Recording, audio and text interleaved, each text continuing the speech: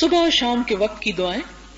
حضرت عبد الرحمن بن غنم نے کہا کہ رسول اللہ صلی اللہ علیہ وسلم نے فرمایا، جو شخص صبح کی نماز کے بعد تشہد ہی کی حالت میں قبلہ رخ ہو کر مدرجہ ذیل کلمہ توحید 10 مرتبہ پڑھے، یعنی 2 چیزیں ہیں کہ 10 مرتبہ کلمہ توحید پڑھے، اسی طرح مغرب کی نماز کے بعد تو اس کے نامہ اعمال میں 10 نیکیاں لکھی جائیں گی، 10 اس کی برائیاں معاف ہو جائیں گی، 10 درجے بلند ہوں گے، اور شام سے صبح تک گناہوں سے محفوظ رہے گا.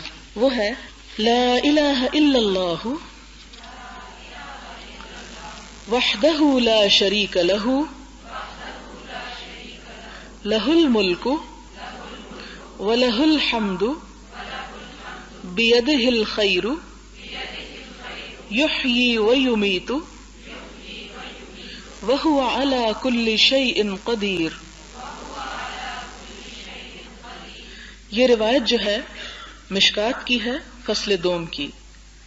باب کا نام ہے کہ انسان صبح اور شام کیا پڑھا کرے، کیا وظیفہ کرے، کیا ذکر کرے. لا الہ الا اللہ وحدہ لا شریک لہ لہ الملک ولہ الحمد بیدہ الخیر یحیی ویمیت وہو علی کل شیء قدیر.